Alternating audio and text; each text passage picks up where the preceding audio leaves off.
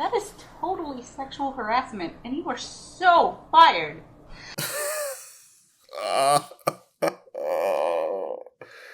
Oh my god. Oh.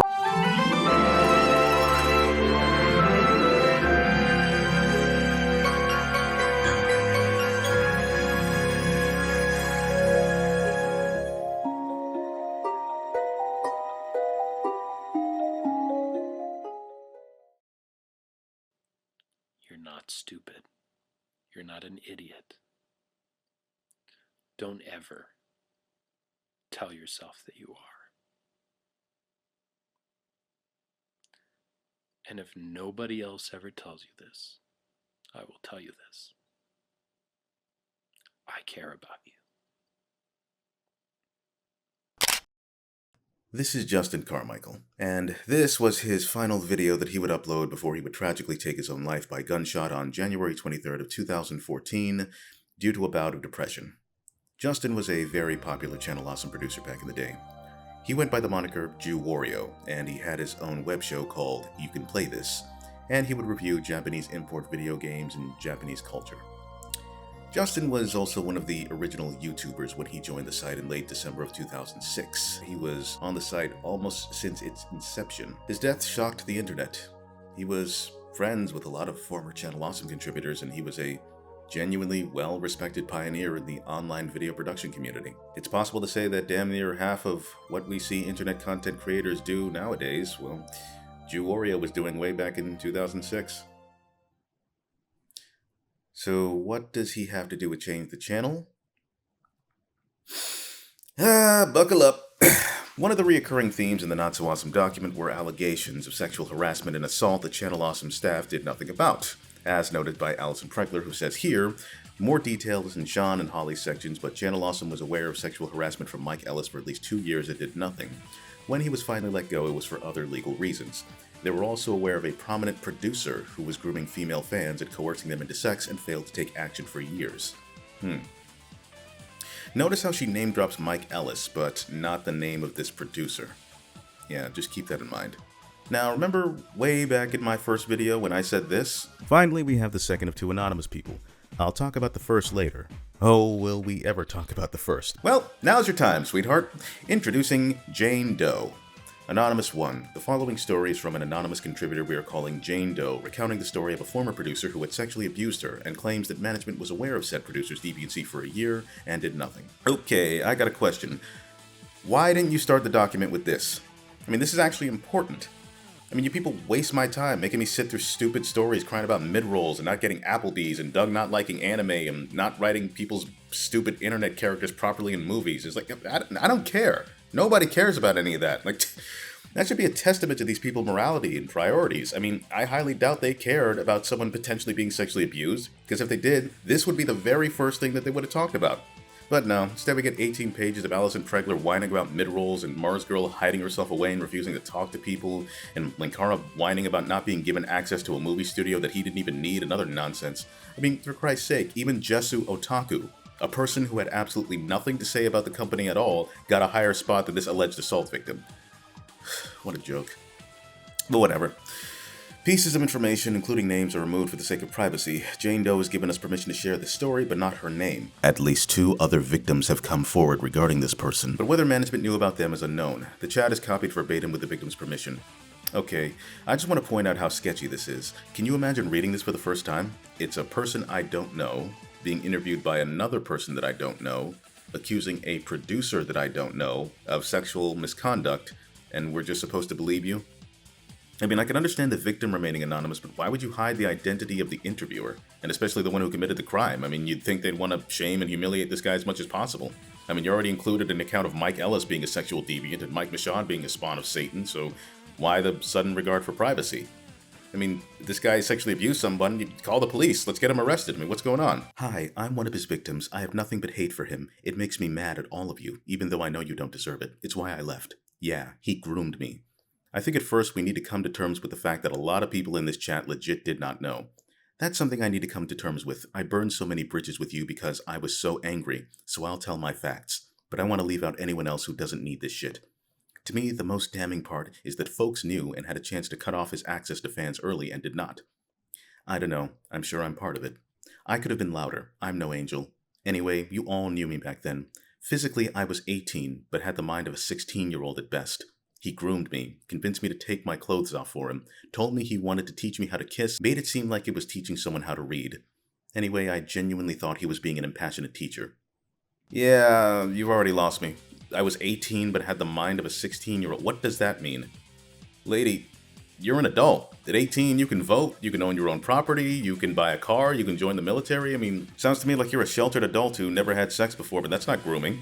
You're an adult woman, and you chose to have sex with an adult man. Like, no. It's like, how is any of this even Channel Awesome's problem? The sex lives between two consenting adults is none of their business, especially for people who don't even work for them. In fact, it's revealed that Channel Awesome couldn't have done anything even if it was their responsibility. In a Reddit post by former HR Holly Brown's own words, she made a post asking anyone to come to her with information to make an official report, but no one did, and that left Channel Awesome with nothing to go on. So I'm not sure what she realistically expected Channel Awesome to do for her. I mean, did they expect Doug Walker to just take out his fake gun and track them down and burst into the hotel room they were getting it on in and interfere in their personal lives? Even if the allegations of sexual misconduct that Channel Awesome were sitting on for over a year, as you claim, were true, unless they could have been proven, you would be wasting your time trying to bring it up. So, I'm sorry, sweetheart, but you're not a victim here. You were not raped, you were not assaulted, you were not groomed. You had sex with a man that you chose to have sex with and then later regretted that, and now you're blaming Channel Awesome for it. Sorry, but you're just gonna have to live with that. And then she goes on about how she read a pamphlet on child grooming and suddenly she just decides that that's her. It's like, what? She even says right there, as clear as day, that she was not raped or assaulted at all, so I don't know what she's on about. Granted, it's kind of weird how a 40-year-old man was getting it on with a woman almost 20 years younger than him, but that's a completely different argument. This is between Justin and the woman he slept with. I'm going to be going to hell. This woman's story is completely useless. I had the mind of a 16-year-old. Give me a break. You probably would have to have the mind of a 16-year-old to read nonsense like this and take it seriously. But then things get even more interesting when we're introduced to this woman, Holly Christine Brown. You probably saw glimpses of her in the last video about Cinematic Venom's fallout with the Change the Channel movement. She was not a content creator, she was the company's human resources manager, and as such, she was the only person aside from maybe Beth Elderkin to have signed an actual contract with the company. She's also one of 3 key figures in this movement who helped put the document together alongside Mars Girl and Allison Pregler. So with her being an actual legitimate employee, you would think that a lot of her complaints would actually be valid. But because of this woman's eternal struggle with being honest and telling the truth, you really can't take anything that she says with more than a pinch of salt. I mean it, it's damn near impossible to take anything that this woman says seriously. For example, one of the many stories the ex-producers try to make us believe is that Channel Awesome essentially worked Holly like a slave, like asking her to work every day of the year through weekends, holidays, vacations, and even days she had surgery, only for Channel Awesome to release a chat log showing that they in fact did not force her to work during her surgery, and she was never pushed into attending the shoot for To Boldly Flee, and in fact upper management had shown nothing but concern and told her to go to the ER and to recuperate at home. I am in such an incredible amount of pain from my gallbladder today that I nearly called one of you to take me to the hospital today. Clearly I'm not going to Iowa, but I can't really get anything else done in this state. For the 4-year during or pre-production or both? Both. I've been curled up in a ball for the last 13 hours. I'm really scared. Do you want to go to the ER? I'm afraid if I go, they'll want to take it out today.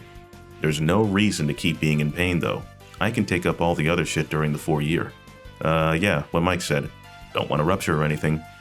We'll have myself, Jillian, Mike. Yes, I want to go. I just feel bad this is all happening right now. It's all good. Just get whatever needs to be done. The longer it gets put off, the worse it could be. Health trumps business. It'd be easier knowing you're on the mend anyway.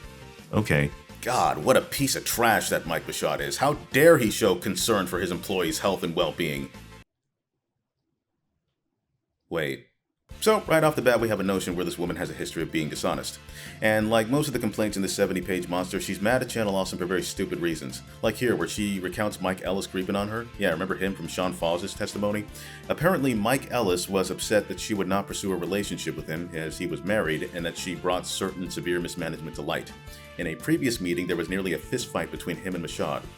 Another accusation with no evidence, we just have to believe you. I'm sad that I probably threw away the handwritten notes that were taken when Ellis was threatening to fire me. There were some real gems in there. Oh, okay, so you threw away the evidence. The one thing that could have some credibility to it in this entire document, and you throw away the evidence. How do you people continue to suck? Oh, and speaking of no evidence, Mike Ellis got fired and Channel Awesome put me in a safe house for a few days because they were concerned he would come after me. Nothing was stranger than being escorted to my house with a group of guys with baseball bats and a sword so I could pack. Pretty sure I even grabbed a golf club to be able to go up to my bedroom. We all got pepper spray after that. To inject a bit of humor in the horror, I wish I could remember who carried the sword. I want to say Doug, but I'm pretty sure it belonged to Rob. On the other hand, I'm pretty sure it was Doug. Right. Well, if this is true, though, I completely understand her. She is absolutely right. This is 100% valid. How dare you guys?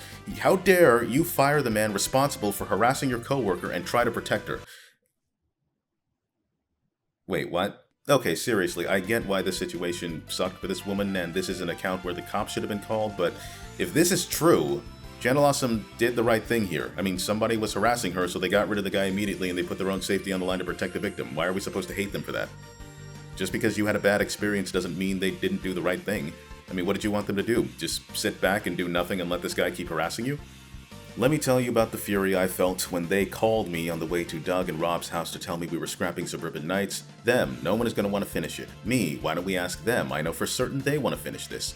Thankfully, I got them to at least agree to ask, and then call the producers to let them know what was up. I think this is probably all covered in the DVD extras. Okay, now you're just not making any sense. Because in your very first statement, you complained about them barely listening to you, but now when they're actively trying to discuss a company matter with you, you still complain? Can nobody win with you? Besides, why would you be furious at them for wanting to stop the shoot? Wasn't Suburban Nights a complete shit show? You know, people kept complaining about how they hated working on it and complaining about how hungry and cold and tired they were, even though they all literally agreed to do it despite management warning them. And you're making it sound like they wanted to stop the shoot just to be jerks, but the weather was terrible and they were thinking about the health and well-being of the producers. Then another ball dropped. How could we explain the rain in this kind of story? Why would a girl want to go on a playground if it's raining? How could we fight or perform stunts on a muddy ground? How many more scenes will we have to cut because of slow shooting? And how could we risk the producers putting up with any more than they already have? So, according to this document, Channel Awesome is wrong for wanting to stop the shoot, but they're also wrong for listening to counsel and continuing the shoot at the producer's request. Oh my god. This document is so damn stupid. Matter of fact, how come these people aren't mad at Holly's role in Suburban Nights? Like, Holly's literally the reason why Suburban Nights even happened in the first place. I mean, it was her idea to gather everybody up in a room and put things to a vote. She was also a higher-up and was involved in helping Mike and Doug and Rob make all the decisions on the movies, so why aren't you guys mad at her? The only one missing from that meeting was Holly, who was also pretty busy herself. When she heard about the decision we were going to make, she called another emergency meeting just a few minutes after the last one ended. She told us that not only could the production be finished, but the crew actually wants to finish it. And the other thing that really pulled me through was when I was thinking, you know, maybe dropping the production, was somebody who worked her ass off, and that is Holly. Yeah. Because she came in and literally said, not only do I think you can do this, but everyone else thinks you can do this. This is what you're thinking right now is totally wrong. Get in there and, you know, find out. And she was 100% right. And on top of that, she has been practically our mother throughout this whole shoot, getting us food, being very, very determined. If you look under the bar, Holly, there's actually a little something for you. Aww. Yeah, they treated her so badly, right? So Holly pretty much gets all the credit when things go right, but none of the blame when things go wrong. She says rules weren't enforced equally for everyone, and that one person who's still on the site didn't post for months, but they didn't want to drop despite the minimum video per month requirement. Again, there were no contracts. The person who's getting preferential treatment was probably getting more views and traffic to the site than the people who were being held to stricter standards. It's kind of like when Conor McGregor threw a dolly into a bus and injured several people, but he still has a job. I mean, that was complete bullshit. McGregor should have been fired on the spot, but he's the biggest star in the UFC. He makes the company millions of dollars. That sucks, but that's just the way the world is, especially when nobody has any sort of official, direct agreement in the first place. Then she goes on about how she was let go after she had surgery and drove to the studio against the doctor's orders just to be told that she was fired. Yet, we're never given a reason as to why she was let go. I mean, apparently Holly was a saint and a goody two-shoes and an innocent little angel who always put the other producers first, and she was this model employee, so why fire her? I don't know. She says she was coerced into signing a contract that forbade her from working in the industry for 3 years. What industry? The internet? She couldn't be paid to consult or run a site, apparently. She says she feared pursuing anything legal against them after she was fired because she was chronically ill, unemployed, and they had recently accumulated $90,000 after their Indiegogo campaign. She doesn't have anything legally actionable to pursue them with because she was removed from the company legally. I mean, here is the termination notice that Holly signed and shared with the entire internet on Reddit, showing that her shares in the company were legally bought out and she was allowed to collect her severance package, and that helped pay for her surgery. I mean, these people like to make a big deal out of this, like, they made her sign this non-compete contract for severance. Oh, after all she did. And, well, conveniently, they forget that unlike the producers who were not employees and were free to come and go as they pleased, Holly was an actual employee, as well as a stakeholder in the company. The contract and the payout was made to separate her from that. That's fairly standard when you're cashing out a stakeholder. Christ, even when you people do sign contracts, you still manage to screw up. And she says, my life was ruined, I lost all my friends, I had to leave Chicago, I didn't have a job, nor could I get one if you Googled me, it was rough for several years. How was your life ruined? Why did you lose your friends? Why did you have to leave Chicago? Chicago's huge, you couldn't find more work there? Like, what did you do that made it so that Googling you would make you unhireable? I don't know. Seems like this is missing some context. As you can see, most of Holly's complaints don't make much sense, and there's a reason for that. It's because she didn't even put them in the document herself. Yeah, she apparently was going through some kind of personal crisis at the time, so she had someone else collect a bunch of tweets that she posted online, and then that person just shoved them into the document without any thought or cohesion. Like, if it makes Channel Awesome look bad, just shove it in there, people won't notice. And because of Twitter's character limit, a lot of the stuff that she was talking about either has very little context or isn't properly fleshed out. She even regrets the pepper spray story being put in there because she knows it doesn't make any sense for her to be upset at the company for protecting her. Amazing. These people all want to accuse Channel Awesome of incompetence, and yet this idiot didn't even bother to read or fact-check her own statements to make sure what she was saying made any sense. She even admits that she barely knew what was going on when she was a part of management herself, so she was just as clueless as everybody else. How did you people take this woman seriously? I mean, she says that Channel Awesome barely listened to her, and literally on the next page they included stories of Channel Awesome listening to her. Like, they organized everyone in a room together to talk about the future of Suburban Nights at your request, and they took action to remove a partner and stakeholder and tried to protect you in response to your complaints. That's why I just can't take this drama seriously, man. I don't think these people even understood the point of their own document. Like, they only seem to care about making Channel Awesome look as bad as possible, so they added anything negative that they could think of. But there are several stories where Channel Awesome does act professionally and does do the right thing, or flat out solves the problem, but because they're in this document, it's portrayed as wrong. It's like Mike Ellis was harassing Sean Foss, so Sean tells Mashad handles it, Sean never hears from Mike Ellis again. But Channel Awesome is still wrong. Mike Ellis was harassing Holly, so they fire him and defend their co-worker, but Channel Awesome is still wrong. When filming Suburban Nights, the weather was cold and the higher-ups were worried about the producers, so they call a meeting to see if they want to continue. Everybody agrees to keep filming, but Channel Awesome is still wrong. When Obscurus Lupa cries to Doug about her mid-roll situation, she hears her out and gets her into a meeting to talk things out, but Channel Awesome is still wrong. It's like, guys, if they knew about this stuff and didn't do anything about it, I'd understand, but they're literally fixing the problems that you're bringing up and you're expecting people to hate them for that. You're trying to, like, lock Channel Awesome into this cage where they can't win, but all you're doing is contradicting yourselves and you just sound like idiots. I mean, they say Channel Awesome doesn't care about anyone but themselves, and yet they keep telling stories that prove the exact opposite. But I digress. Let's get back to Holly. Now, I said back in episode 6 that she's one of the shadiest and least honest people in this entire saga. She, in my opinion, is the shadiest and most manipulative person in the entire saga. Back when Channel Awesome made their response, they attempted to refute a lot of the claims that Holly brought up, where they would publicly call her a vindictive liar, and I don't know, I'm finding it harder to disagree with them every day I look at this drama. Let's go back to Cinematic Venom's involvement for a second. What did Channel Awesome say about her, Venom? They even claim that Holly quit on her own accord despite her providing screenshots to prove otherwise. Nope, that's not what they said at all. They said that she was allowed to resign, meaning an employer will allow an employee to voluntarily leave their job instead of just being fired, often to avoid potential legal issues or provide a more dignified exit, maintain a better relationship between the parties. You know, for the employee, it can be a strategic move to maintain a record of voluntary departure, while for the employer, it can serve to reduce legal risks and avoid negative publicity and provide a more positive transition for the employee. I mean, the lady even says that she couldn't get a job for 3 years because she was fired, so I don't know, it seems like it would have been better for you if you just took the L and quit on your own terms. You might have been able to find work easier. But no, Holly apparently posted a screenshot that disproves Channel Awesome's claims, right? Okay, now let's do something the channel refuses to do and actually read it with full context. On Saturday, I asked Mike if he can get in touch with Sprint to let them know I'm going to port my number. He said he would call the next day, but he never let me know if he'd taken care of it or not. I've texted him twice more, once on Monday and again today, asking if he's taken care of it, but I haven't heard back from him. I've had that number a long time and I really don't want to lose it. Can you poke him for an answer, please? I'd like to get that taken care of. I have to run to the doctor's office, so if you could just text me, that would be great. Thanks.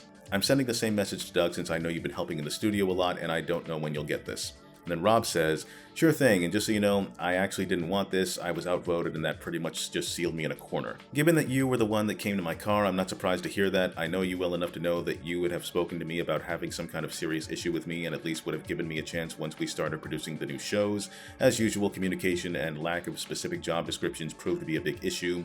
I thought this might be coming when we all had to sign contracts. I argued as best as I could, but it pretty much got out of my control fast. By the time we were asked to discuss it, I realized I'd probably lost. The best I could do was always answered that we should go with a higher number. Mike kept asking what he thought was fair. So yeah, basically this just shows Rob Walker not wanting Holly to go, but he was outvoted by Mike and Doug. So basically Holly was allowed to resign, but she didn't want to resign, and certain people in the company clearly didn't want her around, so they put it to a vote and she was fired. That's not contradictory to anything Channel Awesome said. So, no, sorry, the screenshot doesn't prove anything. In fact, if you look at the chat logs, even after Holly was fired, Rob still offered to help her move and drive her to her surgery. And what was her response? Heh, I blocked him and Michaud after I got home. Oh, wow. Good one. Yeah, you sure showed them. I mean, you beg Rob to do something for you, and he does it, and acts remorsefully and tries to help you after your firing, and even got baseball bats and swords and drove you out to a safe house to protect you, and what do? You block him. That's the thanks he gets. Wow. You know, Rob didn't have to do anything for you, right? I mean, you don't work with him anymore. He could have just said, oh, well, too bad, so sad, go figure it out yourself. But no, that's the thanks he gets. At least he's still employed and doesn't have to e-beg for money online to help her buy groceries. And they deny all accusations by her with no evidence. Literally, they say, oh, this is the allegation. They're saying this. Fact is... No, we didn't do that. That's the fact. That's their proof. Yeah, I will play devil's advocate here. Accusing someone of making false allegations but not attempting to refute them and just calling them vindictive is a lazy and boneheaded response. Though, given Holly's involvement with the JewWario conspiracy, they probably couldn't legally say anything too revealing. Don't worry, we'll get to that.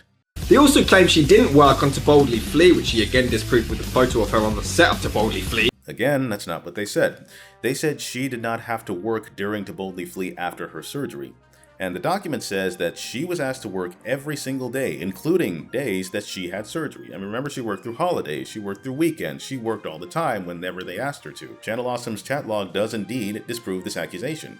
So, pictures of Holly on set doesn't prove anything. She chose to be there instead of resting and recuperating, so that's on her. Although this screenshot does show them telling her to rest up when she was in pain, but we also have evidence of them firing her a day after, so they just make themselves look even more two-faced here. She wasn't fired a day after. The chat logs that you're showing that you conveniently cut the timestamps off of said that this conversation took place in March of 2012, and Holly's chat logs show that she was let go around October 16th of 2013.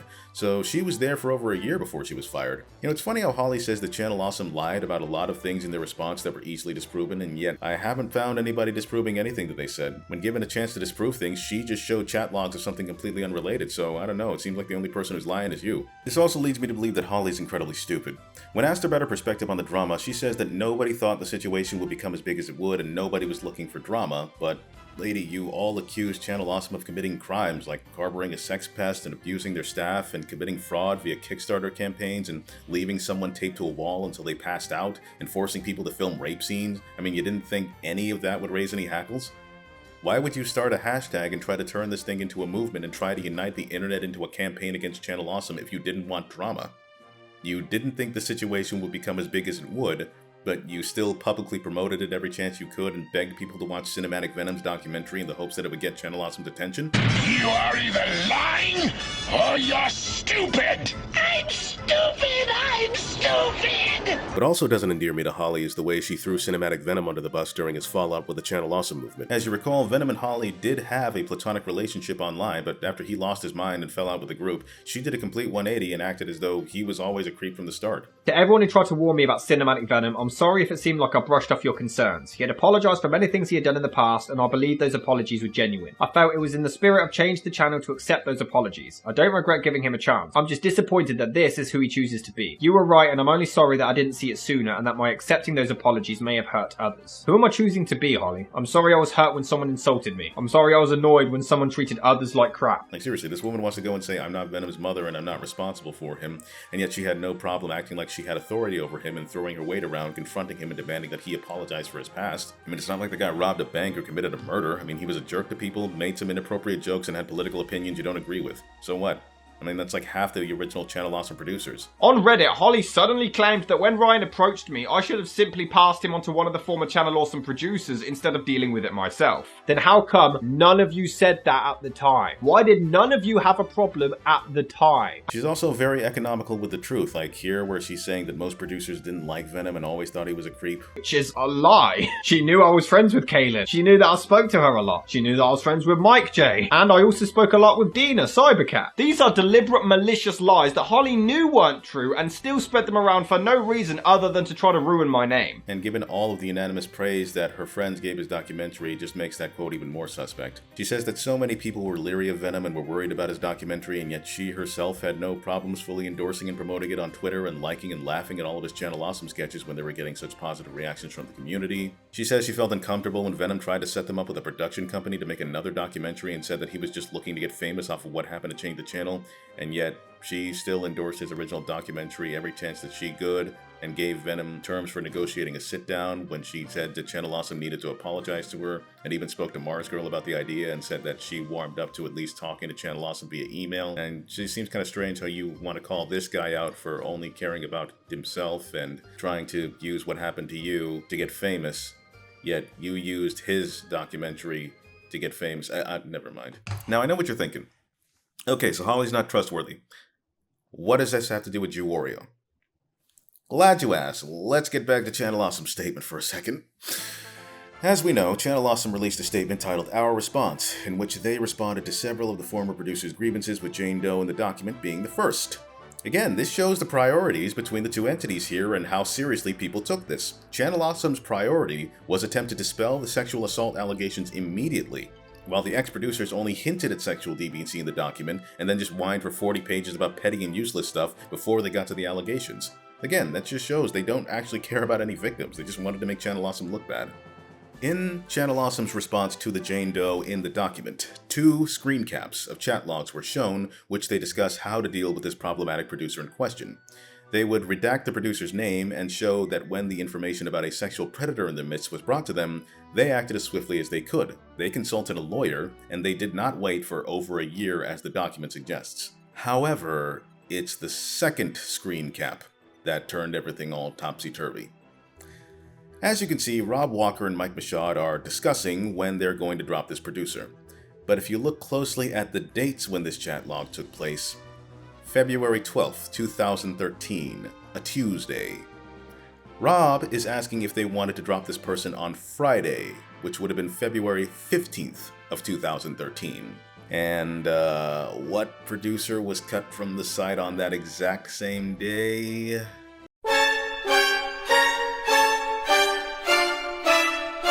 Oh no. Oh. That's right, folks. The sexual predator in the document was none other than the Golden Boy himself, Justin JewWario Carmichael. I'm gonna be going to hell. Oh dear. Yeah, I don't know who wrote that response, but that's a pretty bad screw-up on Channel Awesome's part. It even shows that they didn't even read the document properly, because if they did, they know that the Jane Doe in the document was a completely different person than who they're talking about. Had they actually read the thing, they could have just said, this person never came to us with any statement, and the sex lives of 2 consenting adults who are not our employees is none of our responsibility. Therefore, there is nothing in this allegation that we can realistically act on. Yeah, you really shot yourselves in the foot there, guys. I'm sorry, but that's bad.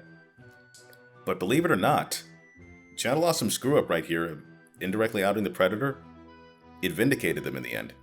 Originally, Change the Channel tried to use this revelation against Channel Awesome. Like, look how incompetent and horrible these people are. They were hiding this from you guys and they never told anyone. But everything changed when the victim mentioned in Channel Awesome's response finally found the courage to speak out after several years anonymously in a Reddit post. The victim is said to be a woman by the name of Screaming Mantis. Let me hear you scream! Howl! Roar! From the very depths of your soul! No, not her. I'm the woman that's being talked about in that chat log. I am not Jane Doe from the Google Doc. That's another person that he did this to. I know her, and she didn't come forward for the same reason I didn't. We were and still are absolutely terrified of backlash. I understand that without more information, you can't prove that I'm just a nobody making shit up, but I'm not. I was told about this as early as last night, and after 5 years of being forced into silence, I cannot tell you how I'm feeling. People now know. They actually believe us now. The people I told about this, the very few, they knew I would not and could not lie about something like this. Because Jane Doe did try to speak about it before. She told a fan site. She was then called a troll, and that's like accusing a puppy of murder. Because of that, and this is way before what he did to me, I knew I could never ever say anything without getting f***ing crucified by these f***ing psycho fans. He did a really good job of being the person to look up to and to trust, which is why no one would ever believe this. He took advantage of me when I was at the lowest point of my life. He knew exactly what he was doing. It was calculated. Then he shot himself, and I and the others knew we could never ever talk about this, because he's not here anymore, and his widow could even sue us if she wanted. He has an elderly mother, and the thought of her knowing what happened made my heart break. So I kept silent. I talked to therapy for years. I still every now and again have nightmares of him and his face, and that horrific feeling of what he did to me, what he did to my body. I had to blacklist anything related to him on my Twitter.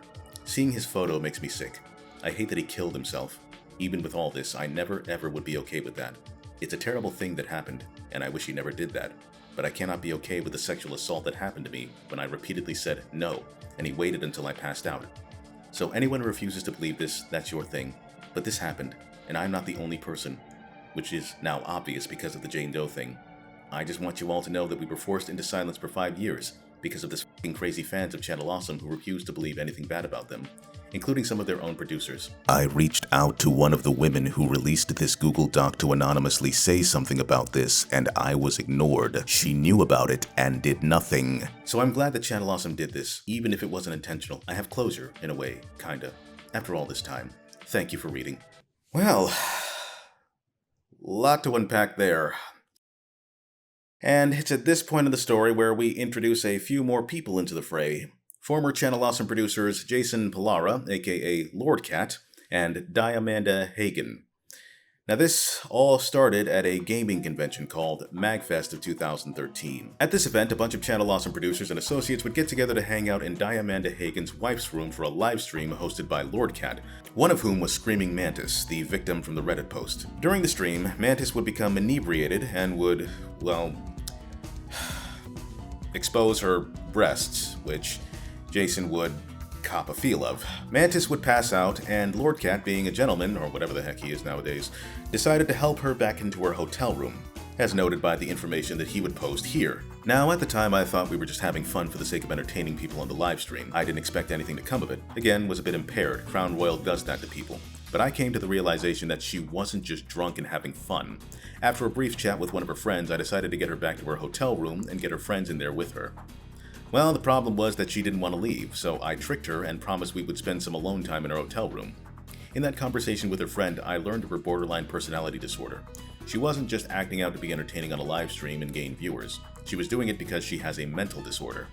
Of course, nobody on the live stream saw the anger and tears when I told her no, and that she needed to talk to her friends. All I can say is that several people saw me leave the hotel room with her. One of her friends were there when it happened, and he sat outside the hotel room for about 2 minutes, while I explained to her why we weren't going to fuck.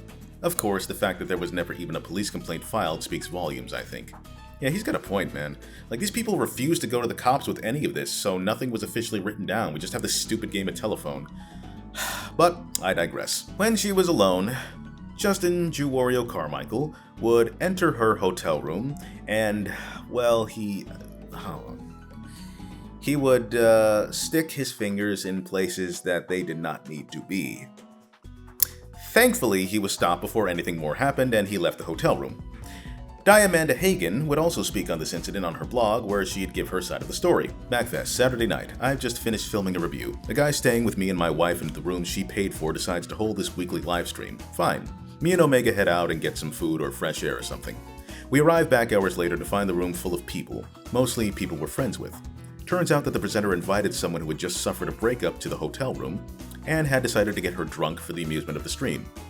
The drink was leftovers from the party the previous night my wife and I had paid for. How drunk was she? She doesn't much care for me and was extremely friendly and flirtatious. She was wasted. One of the people in the room is Lord Cat. I tweet out about the stream because the guy holding it is a friend. We get told that the drunk woman had already been kissing random people in the room. The whole thing made me a little uncomfortable. My wife asked for us to leave, and so we did. It's the guy's stream, it's his business, so we leave him to it. We went next door where 2 other friends were staying and talked for about 30 minutes. Then someone who was in the room came to tell us that the crowd had cajoled the drunk woman into getting topless for the amusement of the stream. This pisses us off. She's drunk, she can't consent, and they're broadcasting technically porn from the room my wife paid for. I check Twitter and see how Reviewtopia publicized the stream. To paraphrase, if we get 30 viewers, we'll definitely see her tits again, and I lose it. They were offering a drunk woman's flesh for your viewing amusement for 30 fucking views. I tweet that I'm sorry I publicized the stream. What happened disgusted me, and I quit Reviewtopia. About 8 people quit Reviewtopia in the wake of the broadcast and tweet. My tweet apparently helped end the stream because when I went next door, it's over and everyone's apologizing to me. Not the drunk woman, not to my wife whose room it was, me. It just added to my anger. In case you were wondering, Lord Cat left with the drunk woman before I arrived back, and a game of telephone eventually happened, and the story was then twisted and turned and messed up to the point of people thinking that Lord Cat was the sexual predator. And despite Diamanda Hagen literally saying the words there was no evidence that Lord Cat assaulted or did anything to anybody, the damage unfortunately was already done. Rumors of this story began to circulate in the community after this incident, and many people, including several in this very document, would begin to call Lord Cat a rapist. Don't believe me? Hi, I'm a rapist. Or that's what a certain group of feminists thinks I am. I don't want to get into the details, but let's just say a night that ended with me walking a woman back to her hotel room and telling her friends where she was is still netting me constant headaches. Not from her, mind you, but from white knights who weren't there and know best and fully understand what happened. Never mind the fact the woman and her close friends are still cool with me. I asked the question, how can it be rape if it wasn't rape? Answer, feminism. Isn't gossip grand? A bunch of nasty rumors swirled around the incident, and I spent the final day of the convention being accused of being a rapist. One woman even said that she's going to call the cops if I don't leave the convention hall. I spent the final day of the convention locked up in the hotel room. Nearly a year later, I still get hate mail about what happened and how I should be in jail for what I did. You know, for just letting a young, intoxicated woman do what she wanted to do of her own volition. You can imagine why I will not be attending that conference again. I'll miss it. But I don't want to go to a place where I'm known as that guy that raped a chick. Jesus Christ. Yeah. So the same people who hate Channel Awesome for bullying and harassment all sat back and laughed and called Lord Cat a rapist and blamed him for Mandus's assault with no evidence. Classy bunch of people, aren't you? I mean, even Iron Liz, one of the many contributors in this document, would back this up and defend Lord Cat. She says that Lord Cat was blamed for what JewWario ultimately did at MagFest. Even if he was vindicated in the end, Channel Awesome ruined his prospects in the market, and he got unfairly blacklisted as a result. I'll always defend the guy, even if he can be incorrigible at times. I wonder what Holly Brown, the Channel Awesome Human Resources, was doing at this time. Interesting. It got so bad to the point where Mantis herself actually had to go onto Lord Cat's livestream and set the record straight, stating that he, in fact, did not assault her, and he was completely innocent. It's well, yeah, I'm here, so hi. What's up, Mantis? Mantis was the chick I refer to as the chick whose breast I grabbed, because I try not to refer to her as Screaming Mantis, because God knows how many people are gonna fucking attack her. First of all, that's not my fault. Second of all, I don't think it's right. So if you could let me finish, sorry, but I don't mean to, sound like that, but I'm sorry. I don't think it's right what they're saying about you, and it makes me very angry. When they found out what my, Twitter name was, whatever, I go by Screaming Mantis by everything. When they found out about it, they really had nothing to say. So if they were so, quote-unquote, worried about, oh my god, this girl was so drunk, she didn't know what she was doing, blah, blah. Great, then why the fuck are you talking about it and making it worse for if you really worried about, quote, me, then why are you still talking about it and embarrassing me and the people who are actually in the room who did their whole statement about it? How about you not do that? How about you let it go and let it be private? Because you know what? I read a whole bunch of all that shit, and that was like reading shit out of the future, and I did not like it. I don't like what they said about me. I don't like what they said about you, Jason. And I do not like what they said about LC. People need to fucking calm the shit down. What the fuck was everyone mad about? They were not there. I think it's stupid, and it's a big waste of time. You shouldn't have gotten any bad publicity from it. LC should not have, and there's really nothing that I can do about it anymore other than just asking people just to stop. I'm not saying that to piss you off, man. I'm just saying, I'm like, not pissed off. I'm having fun. these people, I see random people who have no idea even who they're talking about sticking up for me, like, as if I'm some kind of fucking, like, I don't know, like, rape sick victim? Yeah. None of that shit fucking happened, and I will tell you this, I don't remember a lot of the stuff that happened during that radio broadcast. However, I do remember that there is nothing that happened outside of that room that was bad, and I don't understand who the fuck came up with that, or who would even spread that around, because that's bullshit.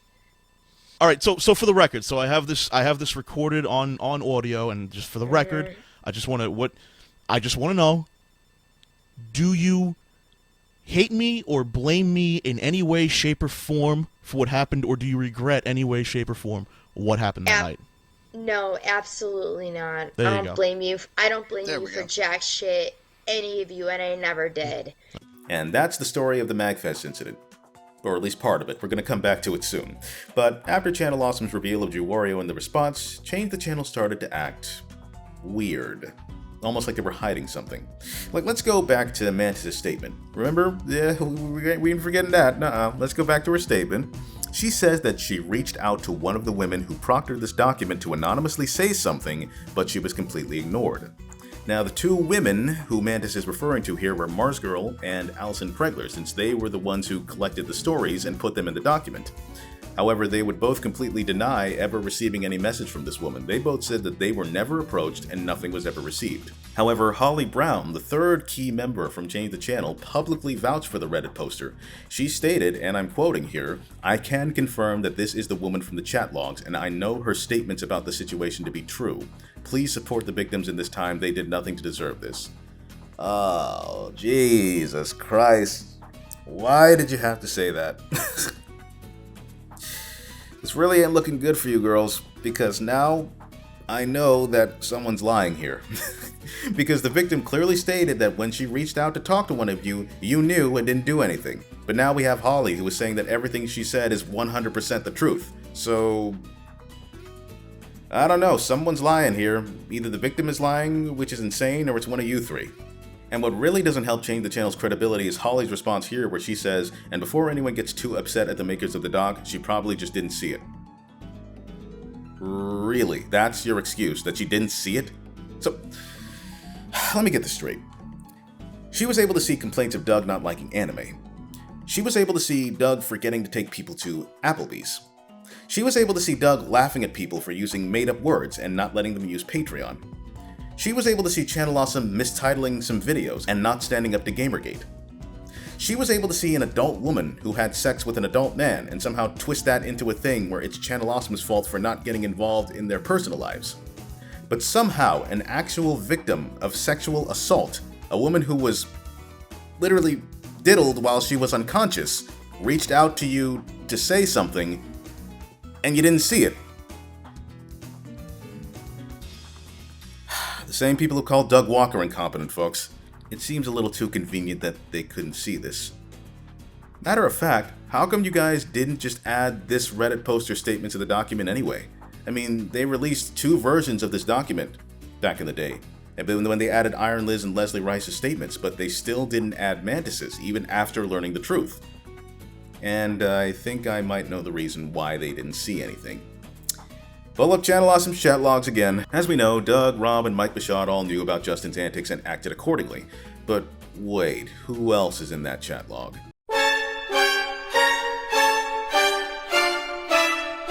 Oh my god. Oh no! God. Yes, Holly knew about Justin the entire time as well. The group chat that exposed this whole thing, Holly is right there during the entire conversation. She claims that she didn't say anything at the request of the victim. Now that's fair enough, but why doesn't Channel Awesome get that excuse? How come you can stay quiet for the victim, but when it comes to them, no, they covered it up? You still allowed Justin to hang around with your friends knowing he was a rapist. You still allowed Kaylin to spend hundreds of dollars on a movie honoring his memory. How can you crap on Doug for intentionally paying tribute to a sexual predator when you intentionally didn't stop stop Kaylin unintentionally doing the exact same thing. You watched and said nothing, endangering all of them. In fact, that makes you more guilty because you were actually Kaylin's friend. Yep, that's right, ladies and gentlemen. In the same document that tried to cast judgment upon Channel Awesome for knowing about a sexual predator and failing to take action for years, Holly Brown, one of the most outspoken Chain the Channel members and de facto leader of the charge against Channel Awesome, was right there, front and center during that entire conversation. So Holly knew every bit about Justin's antics too. Yeah, you know, suddenly Chain the Channel not seeing Mantis' message is starting to make sense. I think they did see it, but they just intentionally kept it out of the document, instead went with that nonsense story of a mentally 16, 18-year-old because the MagFest story would have implicated Holly. How do you people continue to fail? And this is when Holly's credibility completely plummeted and just would not recover. Around this time, people started to dig deeper into the whole MagFest incident. Enter Jack Shen, aka Count Jacula. Jesus Christ. Okay, these people have the weirdest names. Like seriously, Lord Cat, Diamanda Hagen, Count Jacula? These sound like names from a low-budget porno. But anyway, you see, we know now that Holly was in the conversation with Channel Awesome discussing what to do with Justin, but it was Count Jacula who revealed that Holly was literally there on that fateful day at MagFest.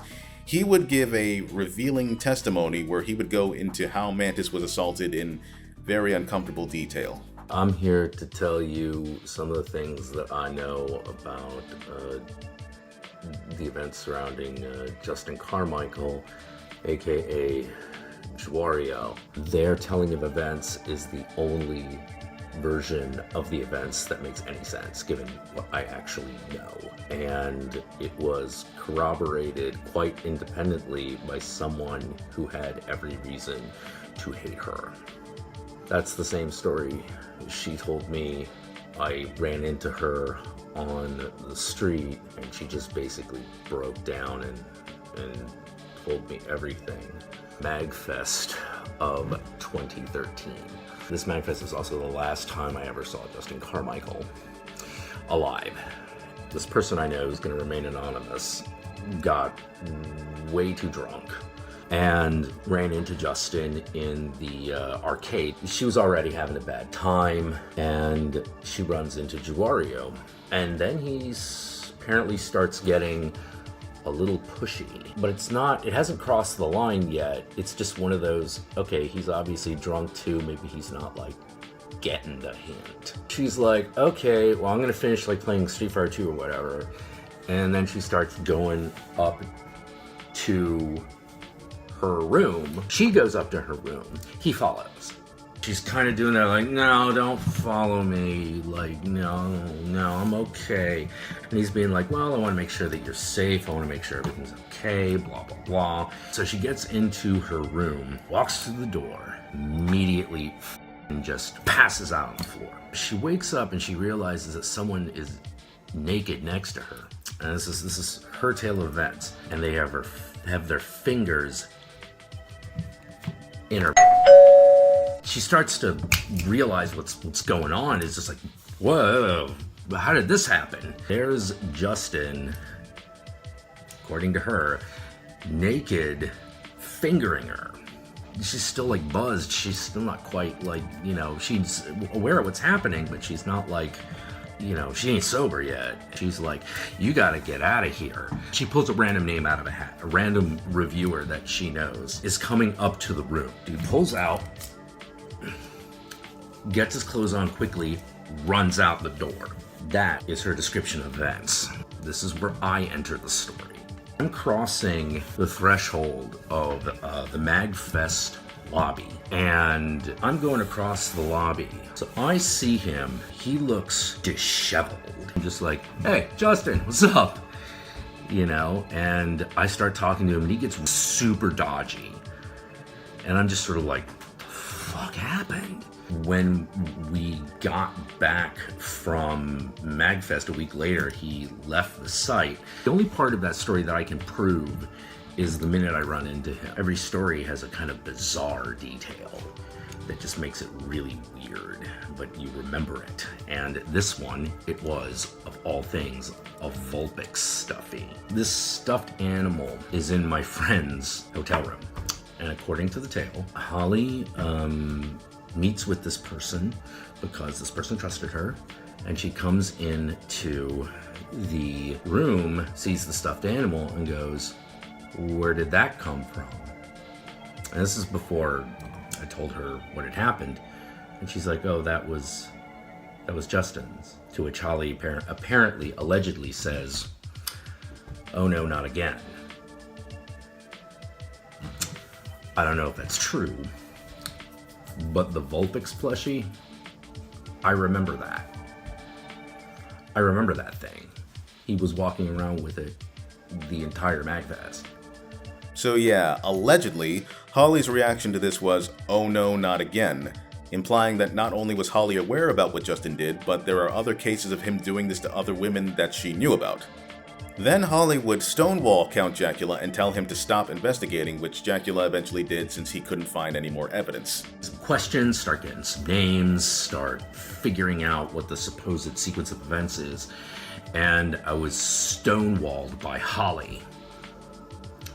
She told me to stop. Now, I wasn't with Channel Awesome at the time. This is before I got hired onto the site. But she was like, "I want you to stop asking." Why? And Holly's like, "Well, I just think it would be better for everybody." And I'm like, "All right, but do me a favor. Just one more question. Is there an accuser? Is there actually an accuser?" And she's like, "Well, even if I knew, I wouldn't tell you." So yeah, this all made Holly look very suspicious. But it doesn't end there, because apparently the "oh no, not again" story is also something that's been misconstrued. You see, let me explain. Thanks to Jacula throwing Holly under the bus, Holly would go into a live stream hosted by YouTuber The Social Injustice Warrior, better known as V Infuso. Fun fact, he actually commented on one of my videos and said that my coverage on the Channel Awesome conspiracy was actually better than his, so make of that what you will. But yeah, they were talking about the JewWario allegations on a live stream, and she actually appeared in their chat to disprove some of Jacula's claims. Like, really, she shares a lot of private correspondence here. Ali just supplied me with the chat log. Alrighty. She supplied me with a couple things, so hold on. First and foremost, we should point out that she admits that Jacula's entire testimony with everything that Justin did to the victim up until the Vulpix plushie reveal is 100% the truth. Holly, how much of what he said is true? I know that you said that he's full of shit, but is he misremembering, like, the details of the story, or is it just completely out of left field? The events of what happened to the victim are true. Okay. So the graphic part of the video is true. But the things surrounding it, surrounding the ending part, are misconstrued. Then she shows a chat log she had with Jacula where apparently she didn't actually stonewall him. She just told him that she couldn't confirm or deny anything unless the victim was willing to talk about it. I didn't tell him he couldn't investigate. I did tell him that unless any victim came forward, I couldn't confirm or deny anything. Which we did state before legally that makes sense. Yeah. Even then, taking into consideration how dishonest and inconsistent Holly's revealed to be, we're only seeing the parts of the conversation that she's willing to share. I mean, Jacula even starts his sentence with, "But yeah, I actually was hearing all about it."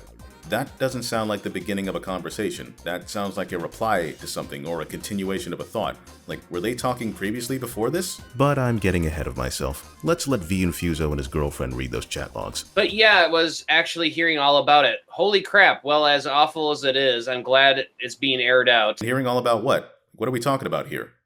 I'm going to assume you're referring to Justin's rape. people are fucking insane. Why would I do that? Do what? I don't even work for CA, so there's literally no benefit for me. When the accusations against Justin first reached me last year, I demanded details, not willing to take hearsay at face value. Glad to know someone isn't. Just seriously, I couldn't get 30 people to tell the same version of the truth, let alone a lie. That is a loaded statement. First you were fired for not covering it up, then you were part of the cover-up. Victims to stay silent. No, I hadn't heard. I was fired for both doing the right thing and not doing the right thing. I simply couldn't believe that both you and Blank would conspire to cover up a rape, let alone multiple ones. Yeah, it really doesn't sound like either of us. I would never tell a woman she had to be silent. There's already enough shame involved. Yeah, because there's all that guy with the glasses money at stake, right? Yeah, it made no sense. What money? LOL the fuck. When Justin took his own life, I stopped talking to a bunch of people, mainly the rumor mongers. Yeah, it's just insane, actually insane. I didn't want to think that the accusation and suicide had anything to do with each other, so I never brought it up before. That's always bothered me too. I'm terrified that people spreading this shit around led him to making that decision. I would hate to know that he calmly took his own life out of shame or to potentially spare people who looked up to him. So I'm getting the picture that this guy, Leon Hart, or whatever, is the source of the rumor. So my only remaining question is, did Leon Hart coerce Blank into her part in this? Because I can't believe Blank would think something happened to her that didn't. She's just mad at him as anyone. He did try to convince Blank that he worked for me and that I was trying to cover up for a serial rapist. The only reason I found out about this is because she told me because she didn't believe I would do this. Well, now that is interesting because Blank was fingered as one of the victims, but I'm guessing she didn't claim to be one. I can't say anything about that. It's not ethical. If a victim came to me and didn't want to make it public, I can't make it public for them. Unless Blank says something about this publicly, I can't confirm or deny anything. Would I be correct in assuming you know who Leon Hart really is? I only know him by the name Michael Sylvester And this is on Twitter. Wong.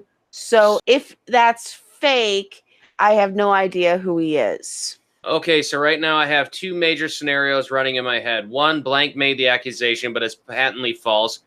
Two, she didn't and never did, meaning I think I can finger him. Well, what it boils down to is that I would be bound to take any complaint seriously, and that includes if a victim made a complaint and wishes to remain anonymous. And I really hope this guy wasn't lying about who he is, because I'm not sure how much more of this I can take today. Well, chances are it's dealt with. I just hope I'm wrong and the problem won't persist. And if he goes by some other name, I'd really like to know. He just cannot come to Con Bravo. If Blank did accuse Justin, then I've absolutely got the wrong guy. I would be implicating an innocent. I won't do that. But if I find out something substantive, I'll tell you. And then she comes up with some private chat logs that she allegedly had with the MagFest victim with her permission to share to disprove the "oh no, not again" story. This is from Holly. This is her conversation with the victim about the Count Jacula video. Ugh, Jacula made a video about you. He didn't mention you by name. He did graphically describe what happened. Yeah, that's what I'm being told. He also says that when I found out, I said, "oh no, not again." That's not what happened. Blank said in a text, I was afraid that was going to happen. He's getting that way off. Oh, you mind if I screenshot this with your name and picture cropped out? I'll show it to you before I publish it, and I can black out Blank name. Yeah, hold on, I need to check my old convo. I need to make sure I didn't somewhere fuck up. I think he's just getting the thing mixed up. That doesn't make any sense. Yep, no problem. I haven't seen it yet. Blank, blank, blank, blank. Blank, blank, blank. Jesus Christ, I want to kick him in the face. People need to stop talking about it. Like everyone knew. Thanks, everyone. You're not making this better for anyone. Well, I'm sorry, sweetheart, but all due respect, it's Change the Channel and your friend Holly who brought this up first, okay? They all accuse Channel Awesome for protecting Justin and are using your trauma to attack a company that they personally don't like. Channel Awesome was trying to keep all this quiet like you wanted, but Change the Channel kind of forced their hand. This wouldn't have gotten out had they not accused them first, so maybe you just need to associate with better people. I was right back to it. This is what I said. I told Blank, everyone, and their response was, I was afraid this would happen. Okay. Okay, so what does this mean? Does this mean that Jacula was misremembering a text that another person said and he confused that with Holly saying it? I mean, who is even this Blank person? Why is their name censored? Was this person a victim of JewWario too? And then it gets even more crazy. There was this woman named Misha Mayhem, well, still continuing the porn names I see, who was an avid JewWario fan turned hater back in the day. Jacula even name drops her in his video. I defended Justin for about 3 years. I got very angry at this one person. I believe her name was Misha Mayhem. I only really knew her through Twitter. Misha Mayhem was chatting with a private investigator who was hired to keep tabs on Justin after his ousting at Channel Awesome. Like, really? This has to be seen in order to be believed, man. First off, I apologize for overly criticizing your art earlier this month. Second, I am the first and foremost expert on Justin Carmichael outside of Channel Awesome. It is to the point where I signed a non-disclosure agreement with Channel Awesome's lawyers. So before I talk about things, I need you to promise me that if you do mention this to anyone, you keep my name and username out of it. Absolutely. You have my word. Mr. Carmichael was not a nice person. To say this is merely an understatement. His removal from That Guy with the Glasses was not because of the situation at MagFest getting out of hand. It was merely the straw that broke the camel's back. It was in no way the sole reason he was removed from Channel Awesome. So the Mr. Rogers thing was a total facade. The Mr. Rogers thing was a facade. Due to my NDA, I can't provide you with the names or anything else for that matter. However, I can assure you it wasn't 5 or 6 instances that it happened. It was almost 30.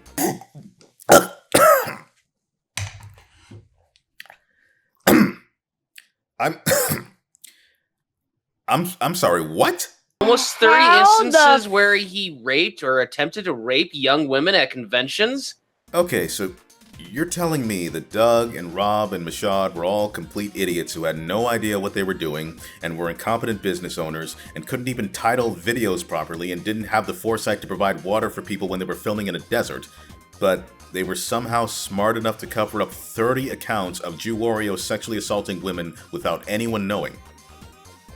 And you're expecting people to believe this. I'm sure Blank told you this. After that particular MagFest, wasn't it a little odd how a basic forum admin received very specific instructions to keep tabs on Justin? I was buddy-buddy with him, and I was always with him. So they made him Justin's watchdog? Is that it? Just to make sure he wasn't doing stuff? I guess. Okay, let's... Holly, are you sure this is legit? This sounds so conspiratorial. Like, they got a guy hired to follow Justin around and to investigate his online presence and be at conventions at the same time? Yeah, I mean, even they know this makes no sense. So yeah, the chat is obviously fake, but it was misinformation that was passed on to Jacula, which caused him to get his testimony confused, because apparently this Misha Mayhem woman had a personal beef with Channel Awesome, so she used this information to make them look bad and legitimize the accusations to make it even worse than it was, and she spread that to Count Jacula, which is where he got his "oh no, not again" story from. You know, crap like this is why rape accusations on the internet aren't taken seriously anymore. So, from what I can understand, what happened was that there was this person who created these fake chat logs about 30 cover-ups of a sexual assault committed by a Channel Awesome producer who then committed suicide, and then it all got exposed because Channel Awesome didn't properly censor the dates of the chat logs when they were trying to debunk an accusation about an alleged cover-up of a different sexual assault victim who wasn't even a victim of assault. It was consensual sex, and oh Jesus, my head hurts. I'm confused. I don't know what's happening. Seriously, I don't know who's talking to who. I don't know who knows what. I don't know what's going on. I mean, Holly just needed to keep her mouth shut, man. I mean, I criticized her for giving up on Change the Channel so fast because she didn't get an apology, but now I can definitely see why she did. She just put herself in a hole and she just kept on digging. She thought releasing all of this information would clear her name, but all she did was just make things worse and not providing context to the chat logs she was showing. It just muddied the water even more and causes more confusion. All I can get out of this is that maybe Holly didn't say "oh no, not again," but it doesn't change the fact that she knew about Justin's MagFest assault and is a hypocrite for joining Change the Channel against Channel Awesome. But wait, it gets even worse. After this bombshell dropped, it was revealed that a lot of the people in this very document, or who were strong supporters of the Not So Awesome movement, also knew about Justin and kept it quiet, either coming out and admitting it themselves to save face, or it being heavily implied given the circumstances.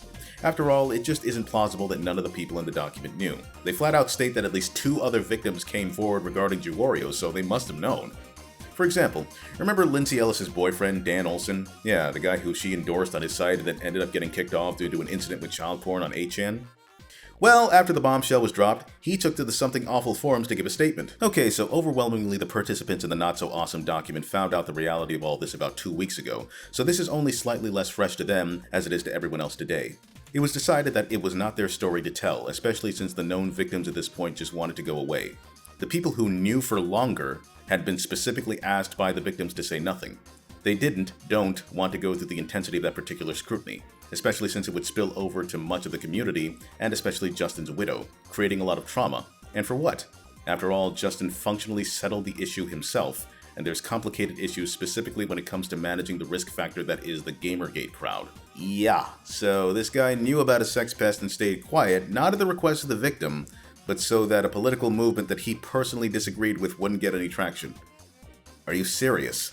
Doug wants to be a filmmaker. He wants to make art, but he can't because he's a fundamentally incurious person who isn't much interested in what other people think or feel, and all his ideas boil down to, what if Batman met Mario? Well, you, sir, are a fundamentally immoral person. Like, how can you condemn Channel Awesome for knowing about a sex pest, and yet you shielded that same predator's identity yourself, not to protect the victim, but to win an internet pissing contest? Like, screw you, man. We knew this information would get out eventually. We knew. Who's we? And for how long did they know, Dan? I mean, again, you wouldn't have been sitting on this for years, would you? Just letting a guy assault multiple women and do nothing about it? Because you know that's literally the same thing that you're accusing Channel Awesome of doing? And you called them horrible, so by that logic, you're just as horrible as they are, right? You are either lying or you're stupid! I'm stupid! I'm stupid! With Holly and Dan Olsen revealed to have known about Justin, this became a question of who else knew and for how long. Glad you asked. Exhibit A, Jesu Otaku. Remember Jacob Chapman? Yeah, the guy who had all this dirt on Channel Awesome that he was going to release to the public if Mike Michaud fired him that he never actually shared? Well, turns out that he knew. JewWario groomed and molested underage fans. They knew about it and kept quiet to protect the victim. It's why he left the site. Many of the people had no idea, though. Apparently Dan, Hope, Jacob, and Holly were aware of it, as was Michaud.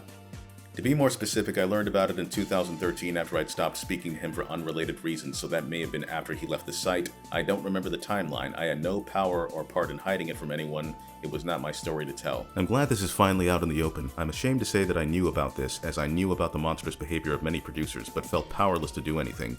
Now, you could have called the damn cops, you moron! I'm stupid! You know, it's a funny thing to include about Jesu Otaku is that when this drama was at its peak, he took to Twitter to say this.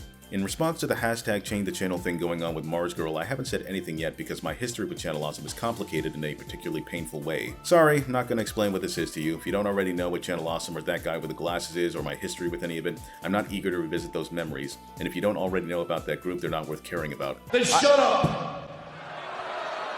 Yes, shut up! Christ alive, why are you even talking? Like, why bother posting this at all if you're not gonna contribute anything of substance? Jesus, this guy is useless. Just a master of just yapping his head off and just saying absolutely nothing. He did this in the document too. Mike Michaud abused me. Okay, how? He just did, believe me. Anyway, while I was badly mistreated by Channel Awesome easily from the start of my involvement with them to the finish, I was also attacked in more personal ways by a lot of freelance producers there. So that, along with its irrelevance to my life now, is why I'm not pitching in. There are a lot of good people there that I formed friendships with, to many others both still active and who left years ago like I did. But there are also many others still active with the site and who quit not long afterward who literally tried to destroy my life. That's not an exaggeration, that was their goal. Still others who knew this was happening refused to believe me or care. So while I think the Walkers and Michaud are garbage baby men who deserve absolutely every speck of ire and retribution they have coming to them, I'm not going to contribute my story to the movement because it involves the mostly unrelated abusive behavior of people within it. So, not only was this guy allegedly abused by Channel Awesome, but the same people in this document who all hate Channel Awesome for being this awful and abusive company also abused Jesu Otaku themselves. Was everyone involved in this company a scumbag? And of course, a month later, Jesu Otaku proceeds to do the very thing that he said he wasn't going to do and chose to contribute to the document anyway. I guess the guy just couldn't help himself. The attention the anti-Channel Awesome hate train was bringing in was too big to ignore. Guess it was worth helping the people who allegedly abused you if it meant sticking it to mean old Michaud one last time, right? No integrity from these people at all.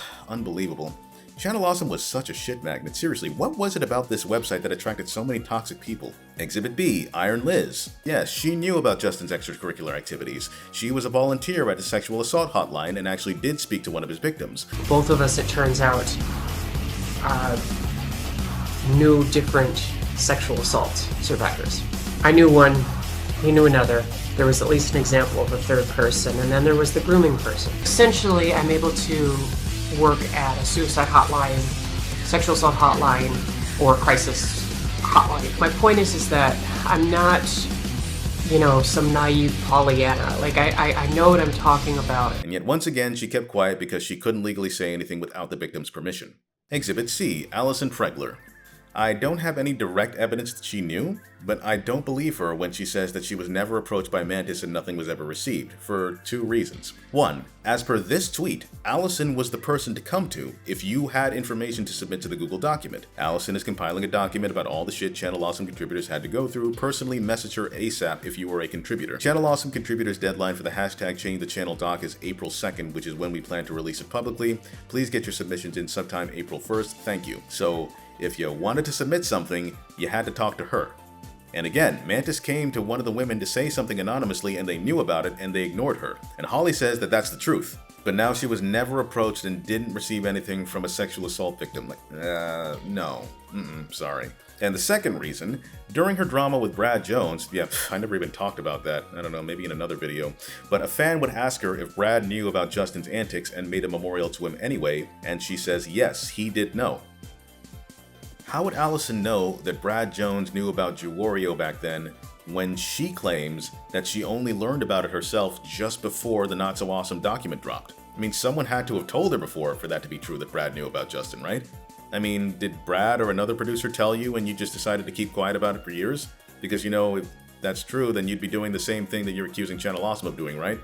Or maybe it was Holly who told her, since she's someone who kept it quiet herself, but she just sided with Change the Channel, so I guess that makes it okay in Allison's eyes. You are either lying or you're stupid! I'm stupid! I'm stupid! Sorry, Change the Channel people, but by your logic, Channel Awesome did the right thing regarding JewWario. They acted on this information immediately. They got their lawyer involved, but without the victim wanting to make an official statement or call the police, their hands were tied. They couldn't just out Justin as a predator because there was no evidence. All they could do was sever ties with him and stay quiet out of respect to the victim. All the criticisms against Channel Awesome regarding JewWario come with this stigma that he was this special employee that they had extra responsibilities towards, but he wasn't. He was not an employee. He didn't sign a contract. He got the same deal as everybody else. He uploaded videos to the site for exposure, just like everybody else. Literally, the only thing that seemed to make him stick out was that he died. I don't know. All these people want to be angry about how Channel Awesome handled JewWario. And yep, they seem to be the only people who were the closest to actually doing something about the situation. Channel Awesome did not defend JewWario, they didn't protect JewWario, and the claim that they sat on the information and waited for over a year to do anything about it is a complete lie. The company was never responsible for Justin's actions or even in a position to prevent them. He acted upon his own volition and did something horrible to someone at a gaming convention. And the second that they caught wind of that situation, they caught a lawyer and severed ties with him as soon as they could. Even Diamanda Hagen here says that the next day after Justin did what he did, she had a talk with Holly about whether this could affect Channel Awesome because it's turned into a semi-biggish thing, and no, the only way it affects Channel Awesome is by people asking about it here or people spreading lies about people on Channel Awesome, which is exactly what ended up happening. This is also when I noticed Mars Girl was acting weird too. Like, her priorities and morals in this situation don't make any sense to me. I mean, she would constantly claim that she did not know about Justin until the document dropped. This would be her statement after the JewWario situation happened. It does seem to be true that one victim told the producer what was happening. That producer told our superiors about it. Then they fired Justin. They did not communicate what happened to the rest of us after that. God. It does seem to be true. It's either true or it's not, okay? Stop with the selective language. Like, it seems like this, or it might be this, or maybe this, or I think... No, just tell the truth, okay? And you say a victim told a producer. Who is this producer? Why are you so quick to cover up people's names? You're already covering up the name of this person just like you did with Justin in the document. Again, you guys proudly name-dropped Mike Michaud as this evil monster and called Mike Ellis a sex pervert, and we're all too happy to show private texts and messages, but now because this might reflect badly on you guys, now you suddenly care about privacy? I can tell you the exact date I found out about Justin, March 21st of 2018. I remember that date because it was the same day I was down at the Hollywood red carpet premiere of Pacific Rim 2. Cell phone reception on Hollywood Boulevard is garbage. Yeah, somehow I don't buy that you were there at a red carpet premiere of a Hollywood movie, but whatever. The victim told us her story, and eventually everyone was giving their responses of, "Oh my god, I had no idea, it can't be true," etc. I especially was struggling through my spotty internet connection and accidentally spammed the chat multiple times saying something to the effect of, "I am so sorry, had I known any of this, I would never have made our movie."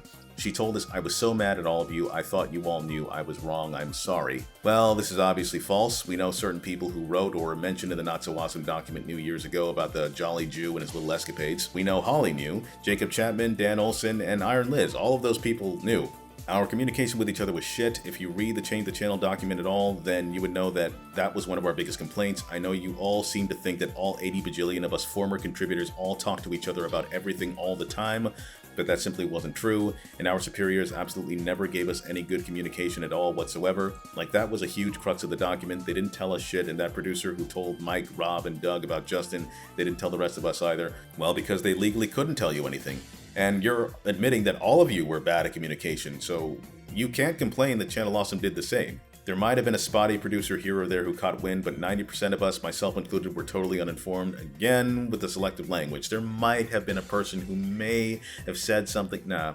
I think what happened is that you realized that saying no one knew about Justin's actions would get you in trouble, so now you're backpedaling. You're trying to snake around the issue. Go ahead, go back and read the doc. You can see the parts where I said that I hated that we were expected to be on Skype, and I was quite possibly one of the most distant producers. Any other Channel Awesome producer will back that up. I'm never on Skype and have been difficult to reach. It was part of my own shortcomings and also contributed to me so frequently being out of the loop. Okay, so now you're admitting that the bad communication was due to you never being able to be reached and isolating yourself from everyone. How did you expect Channel Awesome, or anyone for that matter, to communicate with you when you were impossible to reach? Like, you're a hypocrite. You don't have the right to throw shade at Channel Awesome for bad communication. You were just as terrible at it.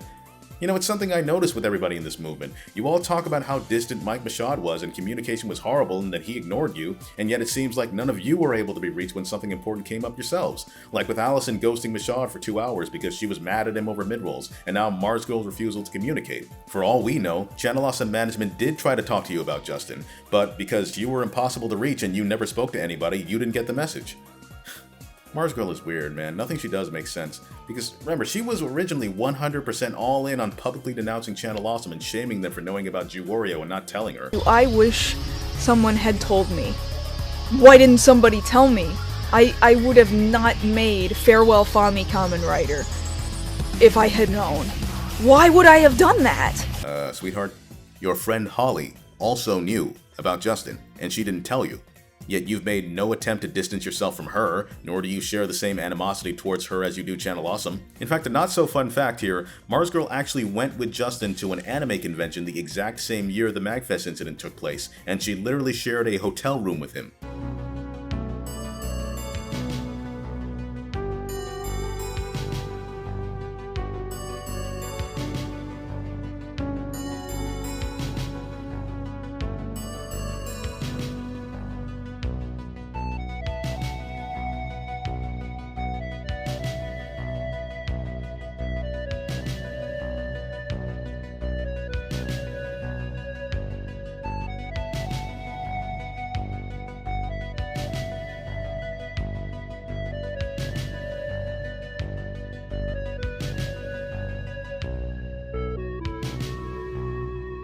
I also don't see you publicly denouncing Jesu Otaku. I mean, apparently he was a good friend of yours, and yet he knew about JewWario's activities for years and never told you. So why aren't you mad with him? Channel Awesome, how despicable of you to do this. There's a reason, very specific reason why it is that we did not include names. Because we would have been revealed to have known about Justin too. You just want to cover yourselves, and you'll put anyone else in the line of fire, including victims of sexual assault, in order to further your agenda. What agenda? You all accuse them of committing a crime. I mean, of course, how dare you, Channel Awesome, try to defend yourselves after we accused you of hiding a predator? And how dare you accidentally reveal JewWario's name in your chat log despite a good chunk of my friends knowing about it too and not telling me and would never have told me if Channel Awesome didn't say anything? You monsters! If the work that I or anyone else who worked on our projects together, if our work ever hurt anyone by existing, I'm so sorry that you feel that way. I mean, this woman, like, completely forgot about changing the channel almost as quickly as it started. Like, a year after the drama went nowhere, she just dedicated her time to getting involved in drama with voice actor Vic Mignogna, and she started this GoFundMe where she tried to raise money for a defamation lawsuit against, and I quote, several individuals who have targeted me specifically to be the recipient of harassment in multiple forms. For over 3 months, I have become the target of these individuals for standing with those who have accused a certain figure in the voice acting industry for sexual misconduct. As a result, several individuals have used their platforms to launch a concentrated campaign of character assassination against myself, including the telling of many untruths and monetarily profiting off my image without my express permission. Oh wow, what a coincidence. That's the exact same thing that you tried to do to him. But seriously, you're gonna raise money for a lawyer not to build a case against Channel Awesome, who in your own words were a bunch of scam artists who didn't pay you for your videos and were abusers and liars and bullies who mistreated you and all of your friends for nearly a decade and hid a sex predator from you. But no, you're not gonna sue them. Instead, you're going to waste time suing a bunch of random people who are saying mean things about you because you made fun of their favorite voice actor? You're stupid! I'm stupid! Her priorities are completely upside down. She also reached far beyond her original GoFundMe goal, and there's been no news of any lawsuit since. While she paid the initial retainment fee, what happened to the rest of the money? I mean, you wouldn't happen to have pocketed it and spent it on something else, did you? Because, you know, that's morally wrong and the very same thing that you guys are accusing Channel Awesome of doing, you know, just taking your fans' money. Sorry, but the fact that you never once publicly condemned or disassociated with Holly or any of the people who knew about Justin's antics and kept quiet about it and just completely moved on to something else shows me that you're not angry about Justin because no one told you, but because that you can't use this revelation to attack Channel Awesome with. I mean, it's strange. She's so upset at people for keeping things from her, but it just doesn't seem to matter if they hate Channel Awesome. What a horrible thing to do, to put somebody on a pedestal who is the complete opposite type of person to be put on a pedestal. You know, it's also funny how you say that, because your own movie in tribute to Justin is still online to this day on her YouTube channel. I think I could feel a message that JewWario wanted me to pass along. He may not be here now, but that doesn't mean that his legacy doesn't live on. And just because that he's the one hero that isn't here right now, that doesn't mean that we don't have any heroes anymore. I get now why you guys thought so much of him. He wasn't just a good guy. I could really feel him giving me hope. I think he would encourage us all to do as much good as we possibly can. I'm going to be going to hell. And her rationalization for this is pretty weak too. She says in the description, "We don't wish to diminish the work that other individuals put into the content that they worked on with him while they were unaware of what he'd been doing." Yeah, we made a movie paying tribute to a guy we later found out was a sex pervert, but everybody worked so hard on it though. Like, personally, I don't care how hard I worked on something. I certainly wouldn't want my name attached to a project honoring someone who fingers unconscious women. And have you noticed that all the people who knew about JewWario have the exact same excuse? Oh, it wasn't our story to tell. We were just looking out for the victim. But so were Channel Awesome. I mean, Jesu Otaku says that rape allegations aren't something you throw out without the cooperation and consent of the victim, and most of the people in this case had no connection to the victim. All they could do was step back from the perpetrator. That's true. But why does that only apply to you guys and not Channel Awesome? Like, the chat logs that exposed this whole thing show Rob Walker stating that Mantis did not want to file a formal complaint, and she did not want it getting back to her. You need evidence. Without an official statement, nothing could really be done. I mean, accusing a man of a crime without evidence is a crime in of itself. I mean, I just don't get it. Like, how can you be mad at Channel Awesome for this, but also defend the people in the document who knew and treat them like innocent victims? Especially Holly. She was literally right there with Doug and Rob and Mashad helping them through all of this. Once again, Iron Liz, a contributor to this document, she doesn't even trust her. People attacking the Walkers pulled the scrutiny off Holly, and she was the one hiding everything for them. I'm sure she's waist deep in their muck, but without a lawsuit, I doubt we'll ever be able to know just how much they knew about Justin or how they handled internal politics. I'm glad you brought up Holly Brown. We'll never get the full story of what she knows because she has skin in the game and hiding Channel Awesome skeletons. Take what she says with a grain of salt. I don't think she's revealing everything, and I also know she plays the outrage mob politics as well. I agree with her. Holly was very manipulative with her wording when answering questions about the JewWario conspiracy. Like right here. The guy is asking if she knew about Justin's allegations before being canned from Channel Awesome. She completely avoids the question. She just corrects him and says she was fired, and because of what Justin did, he was fired. Well, two things. One, Justin wasn't fired because he never worked for the company. They just broke ties with him. Two, this does not answer the question. Did you know about the rape allegations? Yes or no? But obviously she avoided the question because admitting to knowing about Justin would have completely destroyed her innocent victim image. Please, this woman is anything but innocent. I mean, Channel Awesome wouldn't have even known about any of this had Holly not brought it to their attention. I mean, here she says, I am friends with the victim. She told me about it, and I told Channel Awesome on her behalf. She did not want anything to go any further than that because she feared for her safety. And again, here on Reddit, when the victim told me the next day when I went to see her, I took the information to the higher-ups. As noted from their screenshot, they took it from here. Despite what a lot of the channelers think, I understand why it took 3 weeks and why no one but an upcoming convention was told about it.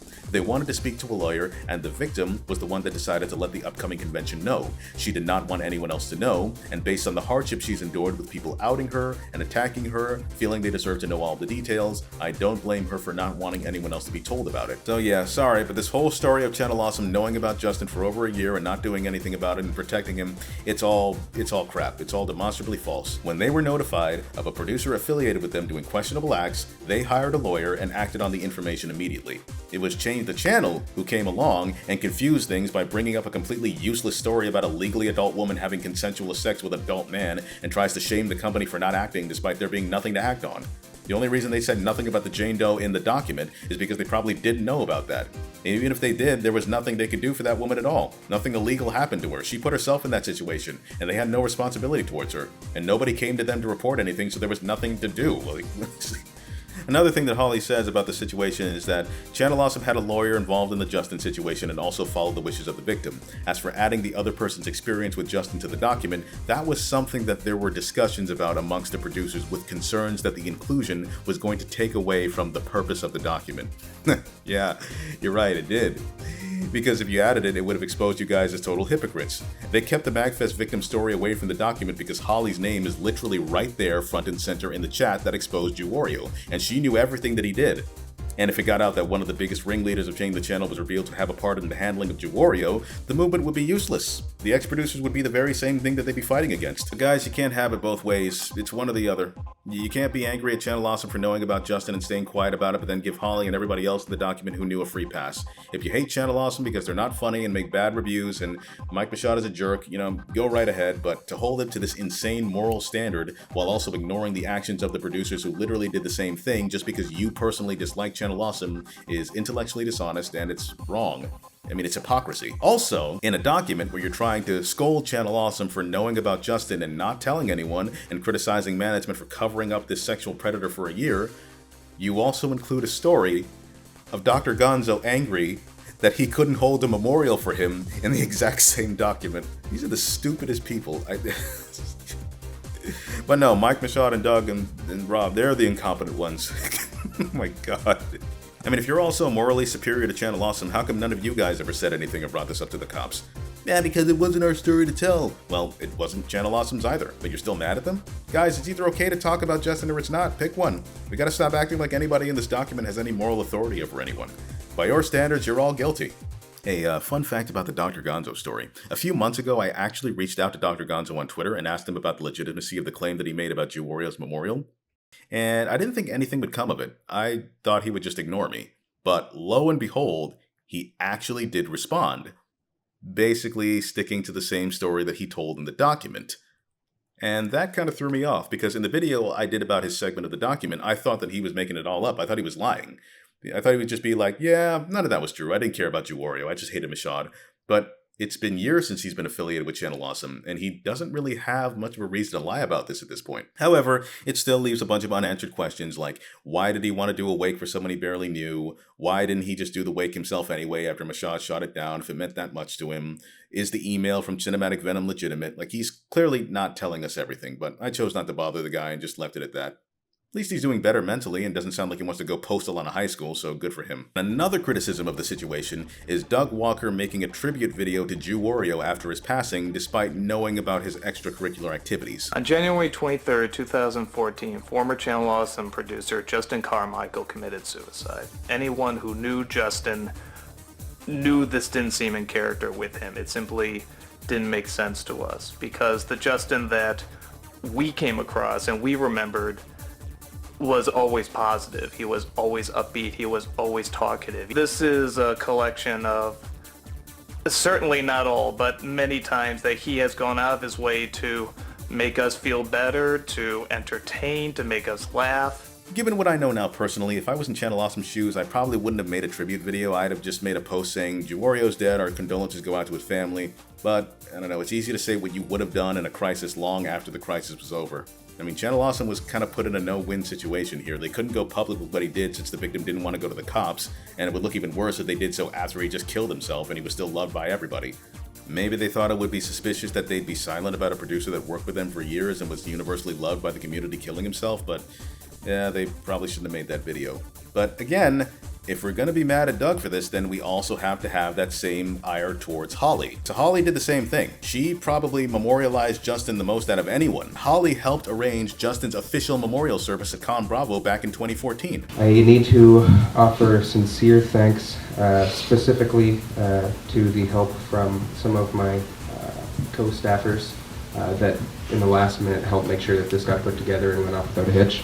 That being Christina, Sam, Sarah, and our president, Mark, who made sure that as soon as this happened, we were like, yes, we're going to do a memorial. Also, Holly, if it wasn't for her, this wouldn't have come together the way that it did, and this video wouldn't have happened. And she probably also didn't tell his elderly mother and wife, too, who were there. I was a single family, a single parent, and he was never greedy, he was never sorry, he didn't have as much as other children. Justin was sincere.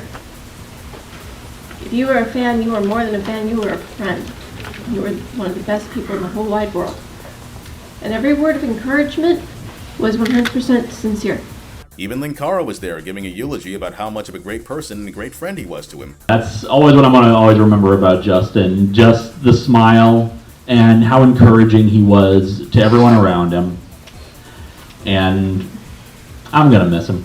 Oh, that is so sweet, Linkara. Hey, how do you feel that your friend Holly helped put together a memorial service for a guy that she knew molested an unconscious woman and let you stand there for 5 minutes talking about how much of an amazing and wonderful person he was? Interesting. Matter of fact, Holly would have actually hosted that entire event herself had she not been sick that day. I am currently the one who is going to be emceeing this for tonight. Holly wanted to be the one here emceeing. She was sick. She was unable to leave Chicago. And Jesus Christ, just talk about aging like milk. Given what we know now, a lot of the stories that these people told at Justin's memorial just become rather disturbing in hindsight. One of the best people in the whole wide world. And every word of encouragement was 100% sincere. He never tried to BS anybody. This is actually really good advice. This is really solid advice, and I went through and I did it. I'm like, holy shit, he was right all along. The man's dead and he's still helping me. One thing I have said about Justin is that he's very warm. I have seen him in his darker states, but he was always warm. That smile, that laugh, the hug that probably cracked 4 of my ribs, if not more. But everybody raise your badges, or a water bottle if you have a drink. Justin, we give you honor, we give you thanks, we give you love. Keep being awesome in the great beyond, buddy. Thank you for everything. Cheers. Cheers. Suicide is something not many people understand unless they have been to the edge. Some say it's cowardly, when in fact it takes all of your strength and courage to get through the day. Sometimes life hurts so bad that the thought of nothingness is tempting. Justin was the person I went to when I felt this way. I knew he was down on his luck and I offered my help any way I could, but I also know that some battles you have to fight alone. Still, we held each other up and we survived together. Mental illness has not taken its last victim.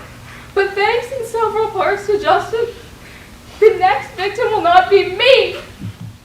I got 2 stories about Justin. First one was at MagFest, and oddly enough, both these stories involve his ass. I went to his room with Sean Faust, and we were all playing Tatsunoko versus Capcom. And for some reason, I remember knocking Justin over with my friend Kelly and me fondling his ass. And he was on the ground kicking. He's like, oh my God, let me up. That was the first time I met Justin, and he let me grope him. You know, maybe that story with Mike Ellis sexually harassing Sean Foss has more truth to it than I thought. If I got a chance to do one last thing with Justin at Kanji, actually with Connell back here, we did the his Famicom Rider thing. And oddly enough, I fondled his ass again in the Famicom Rider outfit. Stop talking about his nether regions! Justin was my best friend, honestly. Oh, Christ, Lord Almighty, no. I played the role of the love-struck fangirl for a very long time. This is one of my favorite memories of him. We were walking down to the convention center to get our badges. And I'm just like, hey, anybody want some ice cream? By the time I finish, it's all over my face. No. Some of it got in my hair. Oh. It's all over my shirt, shorts, and drooling down my legs onto my flip-flops. Oh, God. Justin is laughing hysterically. And he grabs my arm. He's like, we've got to get back to the room and get you changed. No, don't go in the room with him. And we get back up to the room and he just throws my shirt at me and he's like, for the good of humanity, just do it. Stop it! Goodbye, JewWario. You will always live on in our hearts. You are the grace that placed itself when lives were torn apart. You showed us we could play this, and you whispered to those in pain. Now you belong to heaven, and the stars spell out your name. And it seems to me you lived your life like a candle in the wind, never fading. Okay, no. Where's the... No more. Enough of that. God. But yeah, that was Justin's memorial service, and we have our good pal Holly to thank for helping put that together, so thank you very much. And that's not all. You see, many years after Justin passed away, for some reason, Holly would continue to go online and post these heartfelt tributes to him like he was this great guy and amazing friend. I mean, just look at this tweet that she posted on the anniversary of Justin's death, January 23rd, 2017, a year before Change the Channel happened. Remembering Justin JewWario Carmichael, you were greatly missed and deeply loved by many. 3 years later, I still don't know how to talk about it. Life is hard. It's so hard, but there can be so much joy. That's what I remember the most of this day. Really, that's what you remember the most about him. Every year I remember the good times. I know that's why we all miss you so much. To paraphrase Justin, you are important, you are special, and I care about you. He sexually assaulted a woman while she was unconscious. You know this. What are you doing? And here she is trying to figure out a way to duplicate his merchandise so she can make money off his name. We have a mission. Now to find out how to duplicate this. Hashtag JewWario. Like what? Ew. Like what? What are you doing? And no, you can't say Mike Machad made her do this. I mean, she was fired. She was gone from Channel Awesome.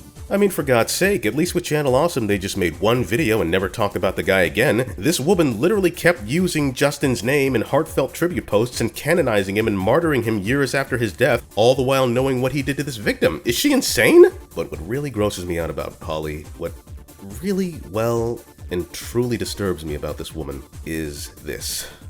She has the nerve to hide behind this notion that she was protecting victims. I love how the arguments made against what I did also fully recognize that I did what I was asked to do by the person who matters. Really? Well, tell me, Miss Brown, did the person who mattered also tell you to keep hanging out with Justin and eat dinner with him like nothing happened? I'm not even kidding. I wish I knew you were in town, JewWario. Will you be free for dinner tomorrow night? What time were you thinking? Dinner with Holly Brown and the crew. So nice to be here. And, wait, what's that date that this picture was taken? April 28th of 2013. The incident at MagFest happened in January of that year.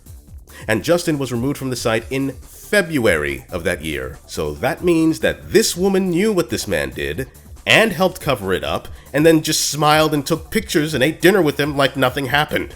And what did the Reddit victim say again? I talked to therapy for years. I still every now and again have nightmares of him in his face, and that horrific feeling of what he did to me, what he did to my body. I had to blacklist anything related to him on my Twitter. Seeing his photo makes me sick. So this woman was completely traumatized by this experience and needed therapy for what Justin did to her. And you just kept chilling with him. And then you memorialized him and kept calling him a great person after he died. And you have the gall to say that you are this woman's friend? What in...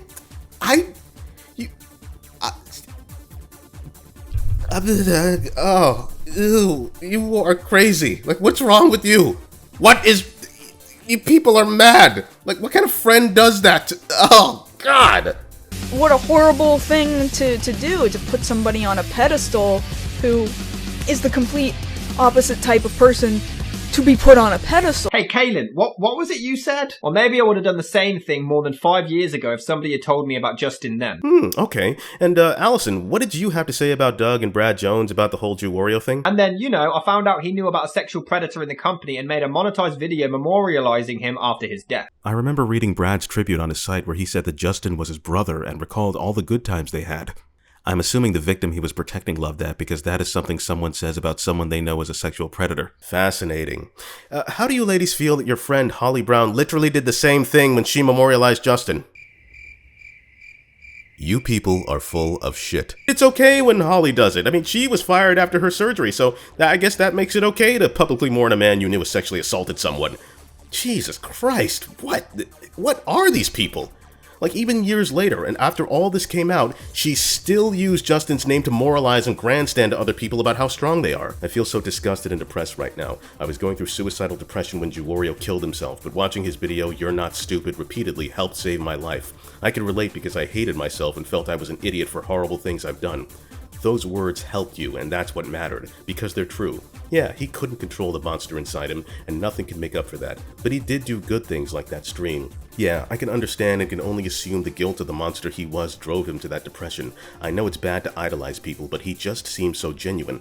Thanks for getting back to me and showing what was going on.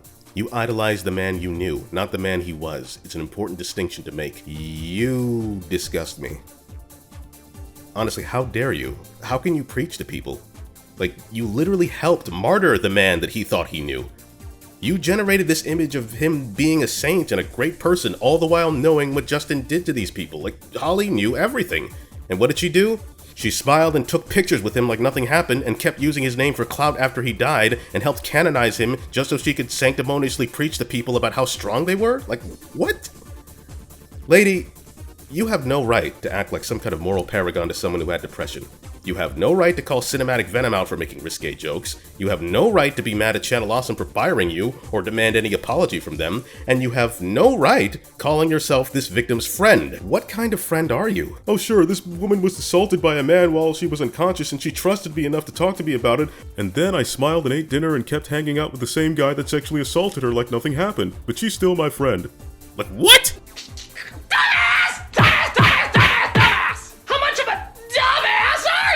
Shame on you, Holly. Shame on you. You are horrible. You are worse than Mike Michaud ever could be. I mean, the guy may have been a jerk, but he didn't eat dinner with a predator. I mean, everybody wants to get on Channel Awesome's case about defending a predator, and yet nobody bats an eye when Holly literally ate dinner with one. I mean, what, Holly says Doug was the deciding vote on her being fired? Good. Doug's a smart man. You deserve to be fired. You're terrible at your job. You are the worst HR person I've ever seen. You deserve to be completely blacklisted from the industry forever, not just 3 years. And I still don't think that the Dr. Gonzo story is true, but for the sake of argument, if it was, Michaud technically did Gonzo a favor. I mean, he may have been a jerk about it, but he at least stopped someone from unknowingly paying tribute to a sexual predator, whereas Holly kept hanging out with him while knowing what he did, and let Mars Girl bunk with him at an anime convention, and let her spend thousands of dollars of her own money making a tribute movie to him, and helped organize his memorial service, and let Linkara speak publicly at it, and she kept making tributes to him publicly long after he died. Ugh. Jesus Christ. But I get it. It all makes so much sense now. I understand why the actions of Change the Channel were so weird and inconsistent. It's all because of JewWario. I mean, think about it. Why did all of Change the Channel just give up on their movement after a year? Because of JewWario. And many of the people crapping on Channel Awesome knew about it too, and they didn't want to be called out as hypocrites, so they all just gave up. It's why Holly just gave up. It's why Linkara stopped caring. It's why nobody tried to sue them despite all the alleged abuse that they suffered. It's why Mars Girl chose to direct her attention towards Vic Mignogna. She needed to rebuild her image by championing another cause because the channel collapsed in on itself and made her look like a fool. Why did Holly turn on Cinematic Venom and throw him under the bus when he was trying to organize that big conference call between Channel Awesome and the ex-producers? These people saw my documentary and wanted to make an impartial one. They wanted to make a film about internet fame and drama. They wanted to talk to Change the Channel and Channel Awesome, see both sides and put them all in one documentary. Holly kept ignoring them, even admitting it here. It's only been a few days. Okay, so you're deliberately ignoring them? What? This was the opportunity for an unbiased telling of the story and suddenly you don't want to help? Because Holly knows that if she did agree to that call, she would probably have to talk about her role in the JewWario situation. And there's no way in hell she would be able to twist that in a way that made her look good. She might have to talk about borderline liable things that could potentially get her into very big legal trouble. So she shot it down, called Venom a creep, and she instead went to bat for that idiot Erod and his wife. Two people who have nothing to do with the drama at all. Why was Holly fired from Channel Awesome and barred from working in the industry for 3 years? Because she never broke contact with JewWario. Remember the timeline here. Justin did what he did in January of 2013, was removed from Channel Awesome in February of 2013, Holly kept talking to him and hanging out with him in April of 2013, and then Channel Awesome finally fired her in October of 2013. Holly knows exactly what Justin did at MagFest. The victim confided in her, and she was the one who brought all of this to Channel Awesome's attention. She was right there with them discussing ways to deal with this problem. And then months after the problem was dealt with, this idiot thought it would be a good idea to keep hanging out with Justin and posing pictures with him like nothing happened and let Justin post it on the internet, all the while still being employed with Channel Awesome. And I don't know about y'all, but as a business owner, when one of your employees is still talking to someone that they know is a sex offender, well, that's not very good for business now, is it? I mean, Holly even says that Channel Awesome was cutting her out of things all year. And if you take the comments that Rob Walker made in the chat that Holly showed into consideration, it indicates to me that they were conflicted about this because they may have genuinely liked Holly. Unfortunately, she screwed up, and they may have started to see her as a liability. She was losing their trust, and they eventually had to let her go. Rob just got outvoted because Michaud and Doug chose their business over friendship. I suppose the timing for it was bad with her surgery and all, but if your employee is hanging around someone who committed sexual assault like it's no big deal, then it kind of unwillingly sets an example that the company is okay with it too. I mean, the guy committed a crime and a lawyer was specifically called in for counsel on what to do about him, and now that he's no longer our problem, you continue to just casually hang out with him? I mean, lady, of course they fired your ass. Like, what did you expect? Holly should have just stayed out of this. She should have just taken the L and moved on with her life, but no. She had to be petty and take potshots at her former employers. I mean, the moment Channel Awesome accidentally revealed JewWario was the predator, she should have just kept her mouth shut and just given up on this whole thing and moved on. But no, she thought she was smarter than she actually was and just kept acting like she was a victim, and now she's revealed herself to be a rape apologist. Well done, lady. Was it worth it? So let's recap. In order to prove that Channel Awesome protected a sexual predator, they included an account of a legally adult woman having sex with another adult, something that the company could not act on since neither of these people were employees, and the personal lives between two consenting adults is none of their business. Then when an actual victim of sexual assault reached out to them, she was completely ignored because her story implicated someone in the document who probably knew about JewWario's degeneracy longer than anyone. Also, in a document where you're trying to shame Channel Awesome for apparently knowing about a predator, you also include a story where someone was upset that they could not mourn the loss of said predator. A story which might not even be true in the first place. Do you people not see how stupid this makes you look? And of course, they all cover for each other and excuse their own idiotic behavior because their hatred of Channel Awesome and Mike Michaud is greater than their concern for a sexual assault victim. Unbelievable.